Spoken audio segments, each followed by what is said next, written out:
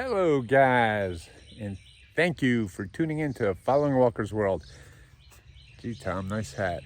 Hey, it keeps the sun off my ears and my neck and whatever. Anyway, I want to give you an update on my garden. It's coming along pretty good. We had some bad weather and it seemed to survive everything. So what I want to do is show you what I did with my tomatoes. I got 30 tomatoes going, all determinate, indeterminate, which means some all have tomatoes at one time and the other ones just blossom tomatoes indeterminately all over throughout the summer months and fall.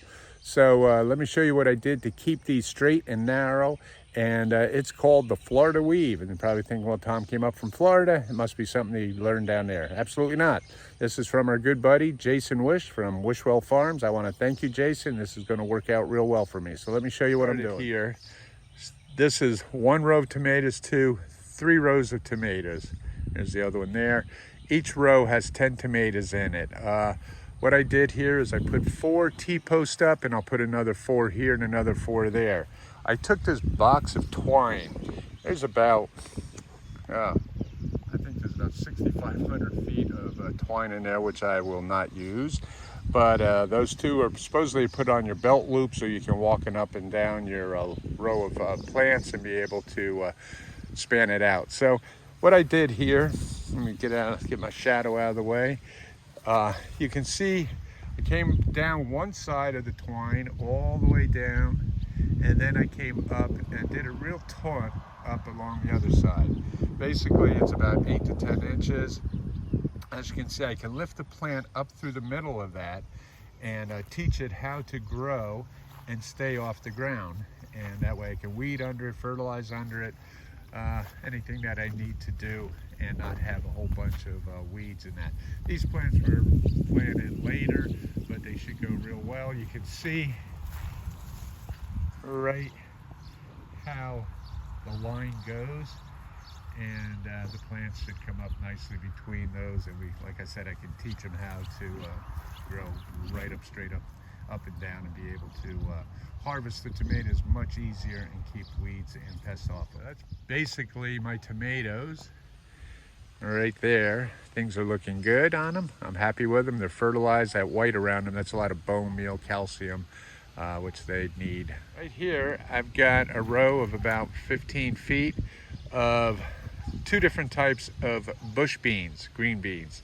And hopefully they'll produce a lot of green beans for us, because we do eat them, and I also put them in Dexter's food. Here, actually there, I'm starting 5 eggplants, and they should do well here. They're real sun loving, so I can keep the pests off them, but I do like eggplant. We make a lot of eggplant farms here. That is a hill. That's why I had that blue tarp where I didn't have to till it, and I just had to rake the leaves in. I got one that didn't come up right there, so I put another seed in there. These are butternut squash. So I have a total of 8 in there, which the vines will run down the hill and should produce a lot of butternut squash. Big giant bin here, and in this bin, these are all sweet potatoes.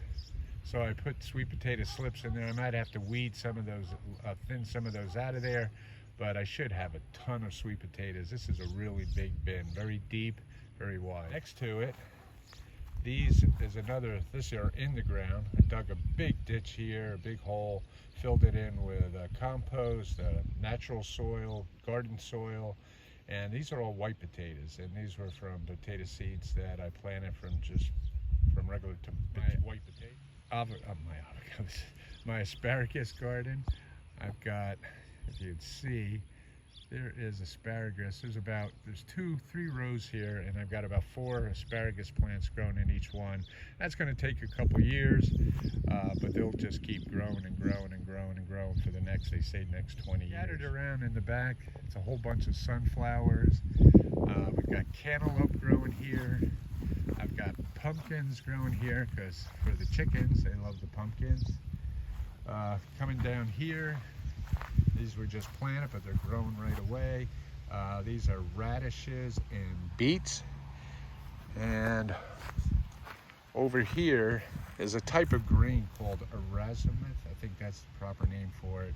But it grows really tall and has these golden seed pods on it, and it's supposed to be good for millet into grain, or you can even make popcorn out of it. And next to that over there, I've got some chili peppers that haven't come up yet. I've got a couple rows of corn. To this side is a bicolored corn, and this is a yellow sweet corn. These have to be thinned out also. I just fertilized them, and once they get a little higher, I'll start to pull them out, because you can't put that many together all at one time. Can't really see it, but all in through here, these little round circles right here, these are all leeks that are starting to grow, and hopefully we'll have a ton of those. Oh, I gotta weed this out some more. These are snap peas that are growing, and on the other side of the brick I have a bunch of cucumbers that'll be growing, and I'm gonna have to stake these up also, pretty much like I did with the tomatoes, and I'll try a Florida weave on those also. Well guys, that's just part of my garden. We're also growing some watermelon, and up by the house we have raised beds where we are growing all of our lettuce. I got some broccoli. Actually, I'm going to bring the broccoli down here and plant them. They're getting pretty big, and they're in containers up there. We got Swiss chard, we got arugula, all different kinds of lettuce, kale. God, I can't even remember.